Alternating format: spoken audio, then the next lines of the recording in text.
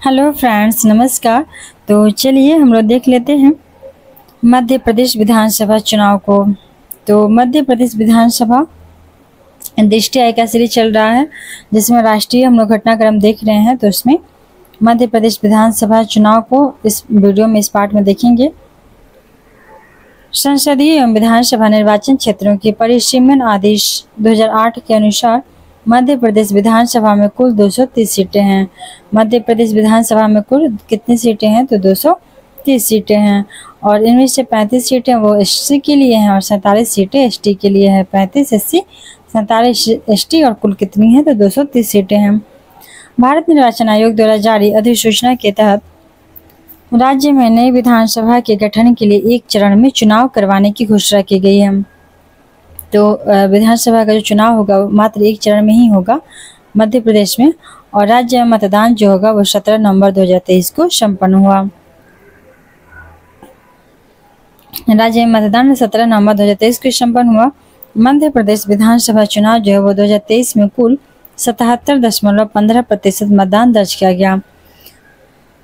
तो जो मध्य प्रदेश में विधानसभा में चुनाव हुआ 2023 में, वो कितना प्रतिशत मतदान वहां पे हुआ? तो 77.15%। 16वीं मध्य प्रदेश विधानसभा के गठन के लिए हुए चुनाव के परिणाम 3 दिसंबर 2023 को घोषित किया गया। इसका जो रिजल्ट आया, ये सब इम्पोर्टेंट नहीं है रिजल्ट आया क्या हुआ। नेक्स्ट देखते हैं परिणामों के अनुसार, बस इसको एक बार रीडिंग कर लेते हैं। परिणामों के अनुसार राज्य में जो सत्तारूढ़ भाजपा की है उसने 70% से अधिक सीटें जीतकर बहुमत प्राप्त किया। तो राज्य में सत्तारूढ़ भारतीय जनता पार्टी ने जो पहले से था 70% से अधिक सीटें जीत करके बहुमत प्राप्त किया। और फाइनली भोपाल में मोहन यादव ने मध्य प्रदेश के नए मुख्यमंत्री के रूप में शपथ ग्रहण किए। तो मध्य प्रदेश के नए मुख्यमंत्री कौन बन गए? तो मोहन यादव। जबकि जगदीश देवड़ा और राजेंद्र शुक्ला उप मुख्यमंत्री बने। बीजेपी सरकार में राज्यों में दो उप मुख्यमंत्री बन रहे हैं मैक्सिमम। जगदीश देवड़ा और राजेंद्र शुक्ला उप मुख्यमंत्री बने। आगे देखते हैं मिजोरम विधानसभा चुनाव, तो इसको देख लेते हैं। संसदीय एवं विधानसभा निर्वाचन क्षेत्रों के परिसीमन आदेश 2008 के अनुसार मिजोरम विधानसभा में कुल कितनी सीटें हैं? तो 40 सीटें हैं। मिजोरम में 40 सीटें हैं, मध्य प्रदेश में 230 सीटें हैं विधानसभा की, और मिजोरम में 40। इन 40 सीटों में से 39 सीटें जो हैं वो एससी के लिए आरक्षित हैं। भारत निर्वाचन आयोग द्वारा जारी अधिसूचना के तहत राज्य में नई विधानसभा के गठन के लिए एक चरण में चुनाव करवाने की घोषणा की गई और राज्य में मतदान 7 नवंबर 2023 को संपन्न हुआ। मिजोरम विधानसभा चुनाव में कुल 80.66% मतदान दर्ज किया गया, अर्थात बहुत सारे लोगों ने इस वोटिंग में पार्टिसिपेट किया। नवी जो मिजोरम विधानसभा के गठन के लिए चुनाव के परिणाम 4 दिसंबर 2023 को घोषित हुआ और परिणाम के अनुसार 27 सीटें जीता कौन? तो जोरम पीपुल्स मूवमेंट जेपीएम पार्टी ने 27 सीटें जीता। 40 में से 27 सीटें जीत लिया जोरम पीपुल्स मूवमेंट पार्टी ने, जेपीएम ने। और नवी मिजोरम विधानसभा के गठन के लिए हुए चुनाव में कुल 3 महिलाएं निर्वाचित हुई हैं। और ये 9वें नंबर का मिजोरम विधानसभा चुनाव हुआ जिसमें से 3 महिलाएं निर्वाचित हुई। वर्ष 1972 में मिजोरम विधानसभा के गठन के बाद से यह पहला अवसर है जब एक से अधिक महिला का चुनाव हुआ है। तो गठन के बाद से फर्स्ट टाइम ऐसा हुआ है कि 3 महिलाओं का, एक से अधिक महिला का चुनाव हुआ है मिजोरम में। आगे देखते हैं कि 8 दिसंबर 2023 को जेपीएम जो पार्टी है उसके नेता लाल दुहोमा ने मिजोरम के मुख्यमंत्री के रूप में शपथ ग्रहण किए। तो मिजोरम के मुख्यमंत्री कौन बन गए हैं? तो ये बन गए हैं लाल दुहोमा।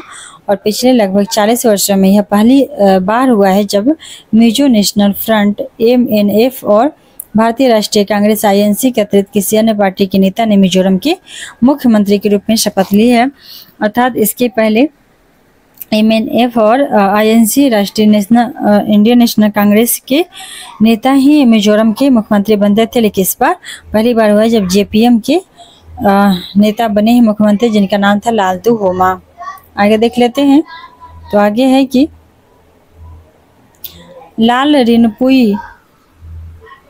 लाल रेनपुई जो है वो मिजोरम की पहली महिला कैबिनेट मंत्री बनी हैं। तो पहली महिला कैबिनेट मंत्री कौन बन गई है मिजोरम की?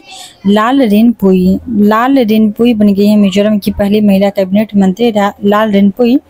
और राज्य के इतिहास में मंत्री का पद ग्रहण करने वाली वो तीसरी महिला बनी है। कैबिनेट मंत्री पहली बनी है और राज्य के इतिहास में मंत्री का पद ग्रहण करने वाली तीसरी महिला बनी है। नेक्स्ट देखते हैं, नेक्स्ट है राजस्थान विधानसभा चुनाव। तो राजस्थान विधानसभा चुनाव को देखते हैं। राजस्थान विधानसभा चुनाव के बारे में डिटेल से जानते हैं। संसदीय एवं विधानसभा निर्वाचन क्षेत्रों की परिसीमन आदेश 2008 के अनुसार राजस्थान विधानसभा में कुल 200 सीटें हैं। राजस्थान में कितने हैं? तो 200 हैं। 230 था मध्य प्रदेश में और 40 था मिजोरम में। और 200 सीटें हैं कहाँ? तो राजस्थान में। आगे देखते हैं कि इनमें से 34 सीटें हैं वो एससी के लिए हैं। इनमें से 34 सीटें हैं एससी के लिए और वहीं 25 सीटें एसटी के लिए हैं। भारत निर्वाचन आयोग द्वारा जारी अधिसूचना के तहत राज्य में नई विधानसभा के गठन के लिए एक चरण में चुनाव करवाने की घोषणा की गई और राज्य में मतदान 25 नवंबर 2023 को हुआ। राजस्थान विधानसभा चुनाव 2023 में कुल 74.62% मतदान दर्ज किया गया। नेक्स्ट है पॉइंट की नेक्स्ट है 16वीं राजस्थान विधानसभा के गठन के लिए हुए चुनाव के परिणाम 3 दिसंबर 2023 को घोषित किया गया। इन घोषित परिणामों के अनुसार राजस्थान में सत्तारूढ़ जो पार्टी है भारतीय राष्ट्रीय कांग्रेस थी। तो राजस्थान में जो पहले से भारतीय राष्ट्रीय कांग्रेस की सत्ता थी उसको पराजित करके भाजपा ने बहुमत प्राप्त कर लिया। नेक्स्ट देखते हैं कि राजस्थान विधानसभा चुनाव 2023 में कुल 20 महिलाएं निर्वाचित हुई हैं और 15 दिसंबर 2023 को भजन लाल शर्मा राजस्थान के मुख्यमंत्री के रूप में शपथ ग्रहण किए। तो राजस्थान के मुख्यमंत्री कौन बन गए हैं? तो वो बन गए हैं भजन लाल शर्मा। नेक्स्ट पॉइंट है कि दिया कुमारी एवं प्रेमचंद बैरवा ने उप मुख्यमंत्री का पद ग्रहण किया है। तो राजस्थान की दिया कुमारी एवं प्रेमचंद बैरवा ने उप मुख्यमंत्री का पद ग्रहण किया है। जहां भी बीजेपी की सरकार बना सब जगह 2-2 सीएम बने, उप डिप्टी सीएम बने हैं। दिया कुमारी और प्रेमचंद बैरवा बने हैं जबकि भजन लाल शर्मा यहाँ के सीएम बने हैं। तेलंगाना विधानसभा के चुनाव के बारे में देखते हैं। तो तेलंगाना में संसदीय एवं विधानसभा निर्वाचन क्षेत्रों की परिसीमन आदेश 2008 के अनुसार तेलंगाना विधानसभा में कुल कितनी सीटें हैं? तो 119 हैं। तेलंगाना विधानसभा में कुल 119 सीटें हैं जिनमें से 19 एससी के लिए और 12 सीटें एसटी के लिए आरक्षित हैं। मध्य प्रदेश में 230 था, राजस्थान में 200, मिजोरम में 40 और तेलंगाना भी देख रहे हैं। तो तेलंगाना में कितनी सीटें हैं? तो 119 सीटें हैं। 2008 के अनुसार तेलंगाना विधानसभा में 119 सीटें हैं। नेक्स्ट पॉइंट देखते हैं कि भारत निर्वाचन आयोग द्वारा जारी अधिसूचना के तहत राज्य में नई विधानसभा के गठन के लिए एक चरण में चुनाव की करवाने की घोषणा की गई। अभी तक जितने मिले हैं सब में एक चरण में चुनाव हुआ है। राज्य में मतदान जो हुआ था वो 30 नवंबर 2023 को हुआ था और तेलंगाना विधानसभा चुनाव 2023 में कुल 71% मतदान किए, अर्थात बहुत सारे लोगों ने मतदान में पार्टिसिपेट किया। मिजोरम में तो और ज्यादा था, 80 से भी ज्यादा। नेक्स्ट पॉइंट है कि तीसरी तेलंगाना विधानसभा के गठन हेतु चुनाव के परिणाम जो 3 दिसंबर 2023 को घोषित किया गया। परिणामों के अनुसार तेलंगाना के गठन के बाद से राज्य में सत्तारूढ़ जो भारतीय राष्ट्र समिति पार्टी थी, तो जब से तेलंगाना गठन हुआ था तब से वह सत्तारूढ़ पार्टी थी कौन? तो भारतीय राष्ट्र समिति पार्टी थी। इसको पराजित करके भारतीय राष्ट्रीय कांग्रेस ने राज्य में बहुमत प्राप्त कर लिया। तो भारत राष्ट्र समिति पार्टी को तेलंगाना में हरा करके भारतीय राष्ट्रीय कांग्रेस ने वहां पे बहुमत प्राप्त किया। नेक्स्ट पॉइंट है कि भारतीय राष्ट्रीय कांग्रेस ने राज्य में कुल 119 सीटों में से 64 सीटों 53.78% पे विजय प्राप्त किए। 119 में से 64 सीट पे आईएनसी को जीत मिली। नेक्स्ट पॉइंट है ये वर्ष 2023 के चुनाव में राज्य में लगभग 8% महिला विधायक निर्वाचित हुई हैं। तो 2023 के चुनाव में राज्य में लगभग 8% महिला अर्थात कुल 10 महिला विधायक का भी निर्वाचन हुआ। 7 दिसंबर 2023 को भारतीय राष्ट्रीय कांग्रेस के अनुमूला रेवंत रेड्डी ने तेलंगाना के नए मुख्यमंत्री बने हैं। तो तेलंगाना के नए मुख्यमंत्री कौन बन गए हैं? ये बन गए हैं अनुमूला रेवंत रेड्डी। तेलंगाना के नए मुख्यमंत्री कौन बने हैं? तो अनुमूला रेवंत रेड्डी बन गए हैं। अनुमूला रेवंत रेड्डी तेलंगाना के दूसरे मुख्यमंत्री हैं, जबकि मल्लू भट्टी विक्रमांक तेलंगाना के उप मुख्यमंत्री हैं। तो अनुमूला रेवंत रेड्डी जो हैं वो तेलंगाना के दूसरे मुख्यमंत्री बन गए हैं और मल्लू भट्टी विक्रमांक तेलंगाना के उप मुख्यमंत्री बने हैं। आगे देखते हैं। तो अगला है मेरा युवा भारत। तो मेरा युवा भारत के बारे में डिटेल से जानते हैं। 15 अगस्त 2022 को भारत की स्वतंत्रता की 75वीं वर्षगांठ 15 अगस्त 2022 को 75वीं वर्षगांठ मनाई गई थी और स्वतंत्रता की 75वीं वर्षगांठ से लेकर के 100वीं वर्षगांठ तक की 25 वर्षीय अवधि को अमृत काल की संज्ञा दी गई है। जो स्वतंत्रता की 75वीं वर्षगांठ से लेकर के 100वीं वर्षगांठ तक की 25 वर्षीय अवधि को अमृत काल की संज्ञा दी गई और इस निर्णायक पड़ाव पर भारत के युवाओं को देश का भविष्य रचने में महत्वपूर्ण भूमिका निभानी है, क्योंकि देश वर्ष 2047 तक अमृत भारत का निर्माण करने की एक परिवर्तनकारी विकास यात्रा पे आगे बढ़ रहा है। विजन 2047 को साकार करने के लिए एक ऐसे फ्रेमवर्क की आवश्यकता होगी जो ग्रामीण युवाओं, शहरी युवाओं और ग्रामीण शहरी युवाओं को एकल मंच पे ला सके। इसी परिप्रेक्ष्य में केंद्र सरकार ने एक नए स्वायत्त शासी निकाय autonomous body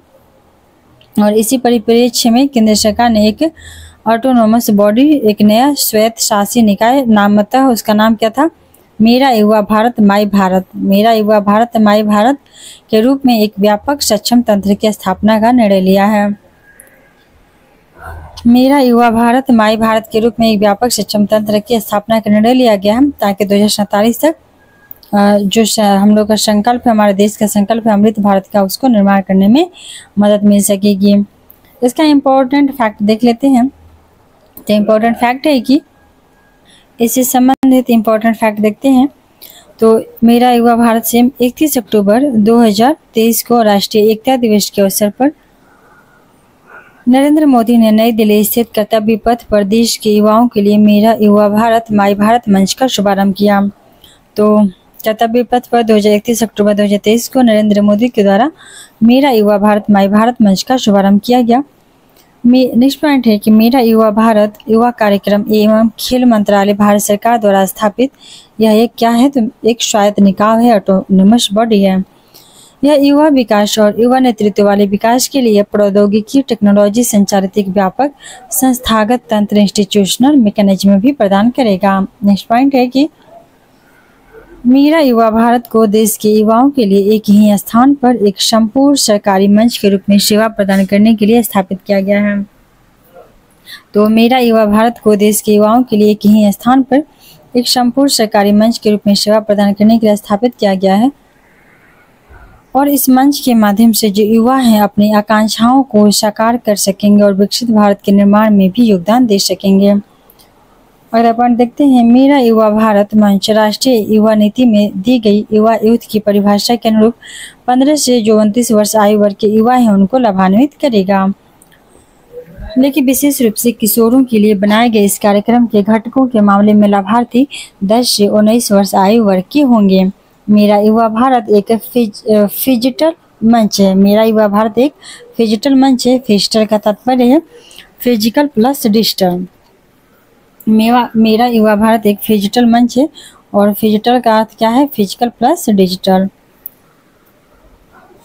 physical plus digital जिसमें भौतिक गतिविधि के साथ ही साथ डिजिटल रूप से जुड़ने का अवसर भी शामिल है। तो इसमें फिजिटल में फिजिकल के साथ डिजिटल में भौतिक गतिविधि के साथ साथ डिजिटल रूप से जुड़ने का अवसर भी शामिल है।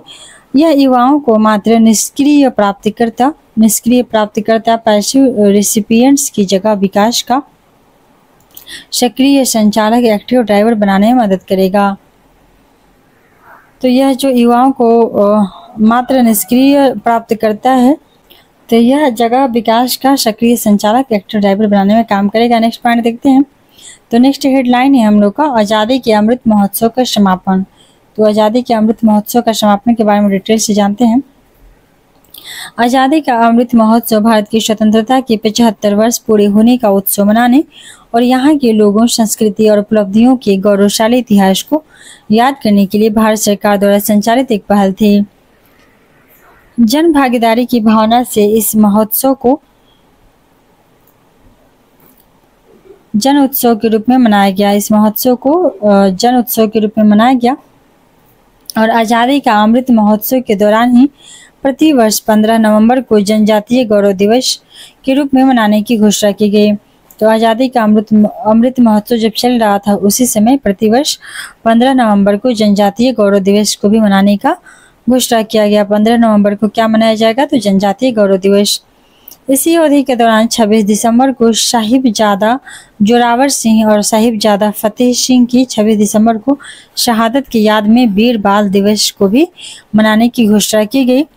तो 15 नवंबर को जनजातीय गौरव दिवस मनाया जाएगा और उसके साथ ही 26 दिसंबर को क्या मनाया जाएगा? तो जो जोरावर सिंह है, साहिबजादा और फतेह सिंह है, उनकी शहादत में वीर बाल दिवस मनाया जाएगा। 26 दिसंबर को वीर बाल दिवस के रूप में मनाया जाएगा। आज़ादी का अमृत महोत्सव के दौरान ही प्रतिवर्ष 14 अगस्त को विभाजन विभीषिका स्मृति दिवस भी मनाने की घोषणा की गई। तो आज़ादी के अमृत महोत्सव के समय 3 दिवस का घोषणा हुआ था। एक हुआ था कि 15 मनाया जाएगा, 15 नवंबर को मनाया जाएगा जनजातीय गौरव दिवस, 15 नवंबर को जनजातीय गौरव दिवस और 26 दिसंबर को वीर बाल दिवस, 14 अगस्त को विभाजन विभीषिका स्मृति दिवस। नेक्स्ट देख लेते हैं पॉइंट। तो जो नेक्स्ट इंपॉर्टेंट फैक्ट है उसको देखते हैं। 31 अक्टूबर 2023 को नरेंद्र मोदी ने राष्ट्रीय एकता दिवस नेशनल यूनिटी डे के अवसर पर नई दिल्ली स्थित कर्तव्य पथ पर मेरी माटी मेरा देश, मेरी माटी मेरा देश अभियान की अमृत कलश यात्रा के समापन समारोह में भाग लिया। तो मेरी माटी मेरा देश अभियान की अमृत कलश यात्रा के समापन समारोह में भाग लिए थे कब? तो 31 अक्टूबर 2023 को। नेक्स्ट देखते हैं। तो नेक्स्ट है कि इस कार्यक्रम के साथ ही आज़ादी के अमृत महोत्सव का समापन भी हो गया था। मेरी माटी मेरा देश अभियान की अमृत कलश यात्रा के साथ ही समापन हो गया था आज़ादी का अमृत महोत्सव। उल्लेखनीय है कि आज़ादी के अमृत महोत्सव की आधिकारिक जो शुरुआत थी वो 12 मार्च 2021 को हुई थी। आज़ादी के अमृत महोत्सव की शुरुआत 12 मार्च 2021 को की गई थी। आज़ादी का अमृत महोत्सव के समापन के अवसर पर प्रधानमंत्री ने शीर्ष प्रदर्शन करने वाले 3 राज्य केंद्र शासित प्रदेशों के साथ साथ मंत्रालयों और विभागों को भी आज़ादी का अमृत महोत्सव पुरस्कार प्रदान किया। नेक्स्ट पॉइंट है कि आज़ादी का जो अमृत महोत्सव है उसके दौरान उत्कृष्ट प्रदर्शन करने वाले शीर्ष 3 रैंक प्राप्त राज्य और केंद्र शासित प्रदेश कौन है? तो देखते हैं। पहला है जम्मू कश्मीर। जम्मू कश्मीर आज़ादी के अमृत महोत्सव में शीर्ष स्थान प्राप्त किया। दूसरा गुजरात और तीसरा हरियाणा एवं राजस्थान। तो पहला पे जम्मू कश्मीर, दूसरा पे गुजरात और तीसरा पे हरियाणा राजस्थान। नेक्स्ट में देखते हैं। तो आज़ादी का अमृत महोत्सव के दौरान उत्कृष्ट प्रदर्शन करने वाले शीर्ष 3 रैंक प्राप्त मंत्रालय जो हैं वो निम्नवत हैं। तो पहला मंत्रालय कौन था जो अमृत महोत्सव में प्रथम भी रहा? तो पहला मंत्रालय है केंद्रीय विदेश मंत्रालय। तो केंद्रीय विदेश मंत्रालय शीर्ष स्थान प्राप्त किया। वहीं केंद्रीय रक्षा मंत्रालय दूसरा स्थान प्राप्त किया। केंद्रीय विदेश मंत्रालय शीर्ष स्थान प्राप्त किया, केंद्रीय रक्षा मंत्रालय दूसरा और केंद्रीय रेल मंत्रालय एवं केंद्रीय शिक्षा मंत्रालय तीसरा स्थान प्राप्त किया। नेक्स्ट पॉइंट देखते हैं। तो नेक्स्ट पॉइंट है कि 31 अक्टूबर 2023 को नरेंद्र मोदी ने नई दिल्ली स्थित कर्तव्य पथ पे अमृत महोत्सव स्मारक का शिलान्यास किया था और आज़ादी का अमृत महोत्सव के स्मरण में इस स्मारक का शिलान्यास किया गया। मेरी माटी मेरा देश जो अभियान चला इसके बारे में डिटेल से देखते हैं। तो मेरी माटी मेरा देश एक देशव्यापी और लोकाभिमुख अभियान है और जिससे भारत की स्वतंत्रता के 75 वर्ष जो कि 2022 में पूरा हुआ था होने के उपलक्ष्य में आयोजित किया गया था मेरी माटी मेरा देश। और यह आज़ादी के अमृत महोत्सव का समापन कार्यक्रम भी था। इस अभियान का आयोजन 9 अगस्त से 31 अक्टूबर 2023 को किया गया था। समापन कार्यक्रम मेरी माटी मेरा देश। 9 अगस्त से 31 अक्टूबर 2023 के मध्य जो केंद्रीय युवा कार्यक्रम है और खेल मंत्रालय है और केंद्रीय संस्कृति मंत्रालय इन तीनों ने मिलकर इसको किया था। आगे देखते हैं। यह अभियान उन वीरों एवं वीरांगनाओं को श्रद्धांजलि स्वरूप आयोजित किया गया जिन्होंने देश के लिए सर्वोच्च बलिदान दिया था। तो मेरी माटी मेरा देश अभियान चलाया गया था अमृत महोत्सव के समापन समारोह में। इस अभियान की टैगलाइन क्या थी? तो मिट्टी को नमन वीरों को वंदन। मिट्टी को नमन देना और वीरों को वंदन करना इस अभियान का टैगलाइन रहा जो कि चलाया गया था 9 अगस्त से 31 अक्टूबर 2023 को। आगे देख लेते हैं। नेक्स्ट है तो नेक्स्ट है हम लोग का हेडलाइन है नमो भारत ट्रेन भारत की पहली रैपिड रेल सेवा। नमो भारत ट्रेन भारत की पहली जो रैपिड रेल सेवा प्रारंभ हुई थी उसके बारे में डिटेल से देखते हैं। तो इसमें है कि नई विश्व स्तरीय परिवहन अवसंरचना के निर्माण के माध्यम से देश में क्षेत्रीय कनेक्टिविटी को रूपांतरित करने के प्रधानमंत्री के विजन के अनुरूप क्षेत्रीय रैपिड ट्रांजिट प्रणाली आरआरटीएस अर्थात रीजनल रैपिड ट्रांजिट सिस्टम का विकास किया गया। आरआरटीएस जो है रीजनल रैपिड ट्रांजिट सिस्टम, ये राष्ट्रीय राजधानी क्षेत्र में क्षेत्रीय नोड्स रीजनल नोड्स को जोड़ने वाली एक नई रेल आधारित प्रणाली है। यह एक समर्पित उच्च गति उच्च क्षमता से युक्त आरामदायक यात्री परिवहन सेवा है और यह देश में एक शहर से दूसरे शहर तक सुरक्षित, विश्वसनीय एवं आधुनिक आवागमन की सुविधा भी प्रदान करेगी। कौन? तो आरआरटीएस के माध्यम से रेल। नेक्स्ट है इसमें और देखते हैं तो है कि आरआरटीएस मेट्रो रेल से भिन्न है। जो आरआरटीएस है वो जो मेट्रो रेल चलाई जाती है उससे थोड़ा सा अलग है, क्योंकि इसे अपेक्षाकृत लंबी दूरी तक यात्रा करने वाले यात्रियों के लिए विकसित किया गया है। और मेट्रो रेल है वो एक शहर के विभिन्न स्थानों को कनेक्टिविटी प्रदान करता है, जबकि आरआरटीएस से दो शहरों को कनेक्ट किया जाता है। आरआरटीएस की जो गति है वो मेट्रो रेल से लगभग 3 गुनी अधिक होती है और इसमें मेट्रो रेल की तुलना में कम ठहराव, फीवर स्टॉपेज होते हैं। आरआरटीएस जो है वो पारंपरिक रेलवे से अलग है क्योंकि यह एक समर्पित पथ पर उच्च गति के साथ विश्वसनीय उच्च आवृत्ति हाई फ्रीक्वेंसी वाले एक बिंदु से दूसरे बिंदु तक क्षेत्रीय यात्रा को सुगम बनाती है। आरआरटीएस नेक्स्ट पॉइंट है कि राष्ट्रीय राजधानी क्षेत्र एनसीआर के विभिन्न महत्वपूर्ण नगरों को आपस में जोड़ने के लिए 8 आरआरटीएस गलियारों के विकास की सिफारिश की गई है। तो जो राष्ट्रीय राजधानी क्षेत्र एनसीआर है तो नॉर्थ सेंट्रल रीजन है तो उसको 8 अलग अलग नगरों को जोड़ने के लिए आरआरटीएस गलियारा का निर्माण किया गया। ये 8 आरआरटीएस जो हैं गलियारे निम्नवत हैं। पहला इसमें है दिल्ली, गाजियाबाद, मेरठ। ये 8 जो आरआरटीएस हैं उसमें पहला है दिल्ली, गाजियाबाद, मेरठ।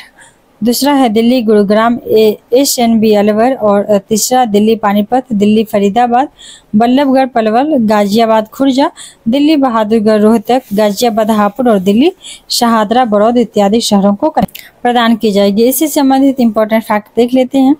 तो इम्पोर्टेंट फैक्ट क्या है? 20 अक्टूबर 2023 को प्रधानमंत्री नरेंद्र मोदी ने उत्तर प्रदेश के गाजियाबाद स्थित साहिबाबाद रैपिड एक्स स्टेशन पे दिल्ली, गाजियाबाद, मेरठ आरआरटीएस गलियारे की प्राथमिकता वाले खंड का उद्घाटन किया था। तो 20 अक्टूबर 2023 को नरेंद्र मोदी ने उत्तर प्रदेश की गाजियाबाद स्थित साहिबाबाद रैपिड एक्स स्टेशन पे दिल्ली, गाजियाबाद, मेरठ आरआरटीएस गलियारे के प्राथमिकता का उद्घाटन किया और इसके साथ ही उन्होंने भारत की पहली रैपिड रेल सेवा नमो भारत ट्रेन को राष्ट्र को समर्पित किया। तो जो भारत की पहली रैपिड रेल सेवा बनी है नमो भारत ट्रेन के तहत, तो वो कौन सा है? तो दिल्ली से गाजियाबाद स्थित साहिबाबाद रैपिड एक्स स्टेशन है जो दिल्ली, गाजियाबाद और मेरठ को कनेक्टिविटी देगा। दिल्ली, गाजियाबाद और मेरठ। साहिबाबाद से दुहाई डिपो को जोड़ने वाली जो नमो भारत रैपिड एक्स ट्रेन है उसको हरी झंडी दिखा करके रवाना किया गया और इसी के साथ भारत में क्षेत्रीय त्वरित परिवहन प्रणाली अर्थात RRTS regional rapid transit system का शुभारंभ कर दिया गया। कौन सा ट्रेन को? तो साहिबाबाद से दुहाई डिपो को हरी झंडी दिखा करके। उल्लेखनीय है कि दिल्ली, गाजियाबाद, मेरठ आरआरटीएस गलियारे की कुल लंबाई कितनी है? तो कुल लंबाई है 82.15 किलोमीटर। दिल्ली, गाजियाबाद, मेरठ आरआरटीएस गलियारे की कुल लंबाई कितनी है? तो कुल लंबाई है 82.15 किलोमीटर है। भारत की पहली क्षेत्रीय रैपिड ट्रांजिट प्रणाली की डिजाइन गति कितनी किलोमीटर प्रति घंटा के हिसाब से की गई? तो 180 किलोमीटर प्रति घंटा चलेगा। इस गति के साथ दिल्ली से मेरठ तक की दूरी 1 घंटे से भी कम समय में तय की जा सकती है। इसके साथ ही आरआरटीएस की संचालन गति जो है 160 किलोमीटर प्रति घंटा, जबकि उसकी औसत गति जो है वो 100 किलोमीटर प्रति घंटा होगी। तो संचालन वो 160 में होगा, उसकी क्षमता 180 है, डिजाइन किया गया है और उसका ऑन एवरेज मिला के हो जाएगा 100 किलोमीटर प्रति घंटा। नेक्स्ट देखते हैं। तो नेक्स्ट है गांगेय डॉल्फिन, जो उत्तर प्रदेश का जलीय जीव है गांगेय डॉल्फिन। ये इस हेडलाइन को देखते हैं, इसका डिटेल। तो गांगे डॉल्फिन जो है इसका वैज्ञानिक नाम क्या है? वैज्ञानिक नाम है प्लेटेनिस्टा गैंगेटिका। गांगे डॉल्फिन का वैज्ञानिक नाम है प्लेटेनिस्टा गैंगेटिका। उल्लेखनीय है कि गांगे डॉल्फिन विश्व में मीठे पानी फ्रेश वाटर में पाई जाने वाली 4 डॉल्फिन प्रजातियों में से एक है गांगे डॉल्फिन। इसके अतिरिक्त शेष 3 मीठे पानी के डॉल्फिनों में यांगत्जे नदी जो चीन में पाई जाने वाली है, बैजी डॉल्फिन जो सिंधु नदी में पाई जाती है, और भूलन डॉल्फिन जो है वो अमेजन नदी जबकि स्थित है लैटिन अमेरिका में पाई जाती है। बोटो डॉल्फिन के नाम उल्लेखनीय हैं। फिर से इसको देख लेते हैं। तो 4 डॉल्फिन प्रजाति में से एक है जो गांगे डॉल्फिन है। इसके अतिरिक्त शेष 3 और जो पानी डॉल्फिन है उसमें से कौन है? तो चीन के यांगत्जे नदी में पाई जाती है एक जो डॉल्फिन है। उसके अलावा बैजी डॉल्फिन पाई जाती है सिंधु नदी में। और तो यांगत्जे नदी चीन में पाई जाती है कौन सी डॉल्फिन? तो उसका नाम है बैजी। तो पूछा जाएगा कि बैजी डॉल्फिन कहाँ पाई जाती है? तो यांगत्जे नदी में जो चीन में पाई जाती है। जो दूसरा है वो भूलन डॉल्फिन है। तो भूलन डॉल्फिन सिंधु नदी में पाई जाती है। भूलन डॉल्फिन सिंधु नदी में पाई जाती है। इसके अलावा बोटो जो डॉल्फिन है, बोटो डॉल्फिन अमेजन नदी में पाई जाती है जो लैटिन अमेरिका में है, बोटो। तो 4 डॉल्फिन प्रजाति और ये 3 टोटल हो गए 7। इनके नाम उल्लेखनीय है। ज्ञातव्य है कि वर्ष 2006 में चीन की नदी जो डॉल्फिन थी वो विलुप्त घोषित कर दिया गया। तो जो चीन में बैजी डॉल्फिन है जो यांगत्जे नदी में पाई जाती है बैजी, वो 2006 में विलुप्त घोषित कर दिया गया है। और इस प्रकार से अब 6 प्रजातियां ही बचती हैं। उल्लेखनीय है कि डॉल्फिनें प्रायः समुद्री जल में पाई जाती हैं, लेकिन उपयुक्त वर्णित 4 प्रजातियां ऐसी हैं जो केवल नदियों एवं झीलों में पाई जाती हैं। गंगा नदी डॉल्फिन को प्रायः टाइगर ऑफ द गंगा के नाम से भी जाना जाता है। गंगा नदी डॉल्फिन केवल मीठे पानी में ही रह सकते हैं। खास बात यह है कि ये स्तनधारी अंधे ब्लाइंड होते हैं। ये स्तनधारी होते हैं परंतु ये ब्लाइंड होते हैं, ये देख नहीं सकते, लेकिन अपने उत्कृष्ट इकोलोकेशन, ध्वनि उत्सर्जित करना और परावर्तित ध्वनि को सुनकर वस्तुओं शिकार का पता लगा सकती हैं। ये तो जो डॉल्फिन है वो ब्लाइंड होती हैं परंतु ये अपने परावर्तित ध्वनि की वजह से वस्तुओं शिकार का पता लगाती हैं और इसी क्षमता के कारण इन्हें उत्कृष्ट शिकारी भी होते हैं। स्पष्ट है कि ये जीव अल्ट्रासोनिक ध्वनि तरंगे साउंड उत्सर्जित करने के माध्यम से शिकार करते हैं, बिल्कुल चमगादड़ की भांति। तो इसका इम्पोर्टेंट फैक्ट देख लेते हैं। इम्पोर्टेंट फैक्ट है कि अक्टूबर 2023 में उत्तर प्रदेश सरकार ने वन विभाग द्वारा गांगे डॉल्फिन को प्रदेश के जलीय जीव के रूप में मान्यता देने की घोषणा की गई। तो उत्तर प्रदेश सरकार ने 2023 में गांगे डॉल्फिन को उत्तर प्रदेश का जलीय जीव के रूप में मान्यता देने की घोषणा की। उल्लेखनीय है कि इसके पूर्व केंद्र सरकार ने मई 2010 में गंगा नदी डॉल्फिन को राष्ट्रीय जलीय जीव के रूप में अधिसूचित किया था। तो 2010 में केंद्र सरकार ने राष्ट्रीय जलीय जीव के रूप में डॉल्फिन को अधिसूचित कर लिया ऑलरेडी, और 2023 में उत्तर प्रदेश ने भी इसको मान्यता देने की घोषणा कर दी है। नेक्स्ट देखते हैं। तो वर्ष 2008 में गंगा नदी डॉल्फिन को असम सरकार का राज्य का जलीय पशु घोषित किया गया था। 2008 में असम ने गंगा नदी डॉल्फिन को जलीय पशु घोषित कर चुका है। वहीं जबकि 2019 में पंजाब द्वारा सिंधु नदी की डॉल्फिन को राज्य का जलीय पशु घोषित किया गया था। 2019 में पंजाब ने भी सिंधु नदी की जो डॉल्फिन है उसको जलीय पशु घोषित किया। और पंजाब में जो सिंधु नदी में डॉल्फिन पाई जाती है उसका क्या नाम है? तो उसका नाम है भूलन, और बोटो नाम था जो अमेजन नदी में पाई जाती थी। और बैजी जो कि चीन की नदी में पाई जाती थी वो तो विलुप्त हो गई। ज्ञातव्य है कि उत्तर प्रदेश की राज्य जो मछली है स्टेट फिश है वो उसका नाम क्या है? चितला है। उत्तर प्रदेश राज्य की स्टेट फिश का नाम क्या है? तो चितला है। जबकि देशी मांगुर इंडियन वाकिंग कैटफिश बिहार की राज्य मछली है। तो देशी मांगुर जो है वो बिहार की राज्य मछली है और वहीं चितला जो है वो उत्तर प्रदेश की राज्य मछली है। IUCN की लाल सूची रेड लिस्ट में गंगा नदी डॉल्फिन को संकटग्रस्त इंडेंजर्ड की श्रेणी में वर्गीकृत किया गया है।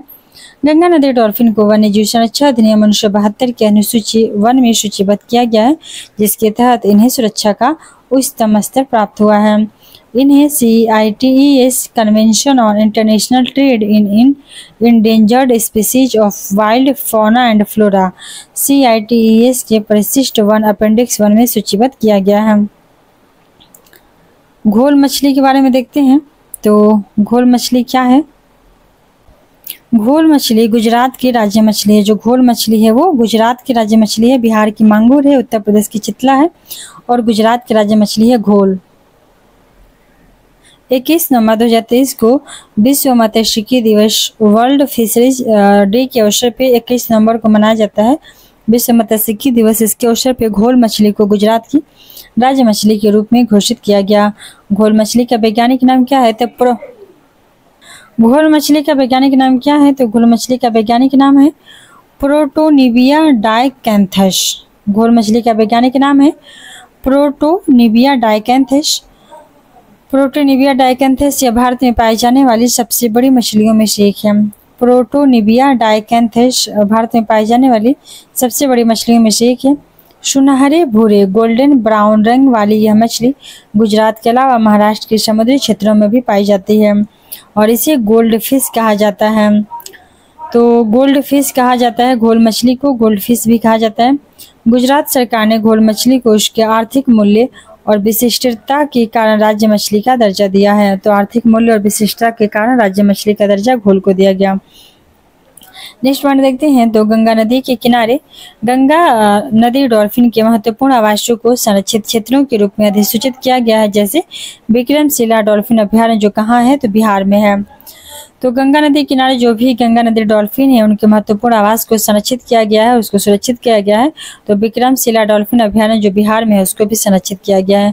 उल्लेखनीय है कि विक्रमशिला गंगा डॉल्फिन अभ्यारण्य जो है बिहार के भागलपुर जिले में है। तो विक्रमशिला गंगा डॉल्फिन अभ्यारण्य कहाँ है? तो बिहार के भागलपुर जिले में है।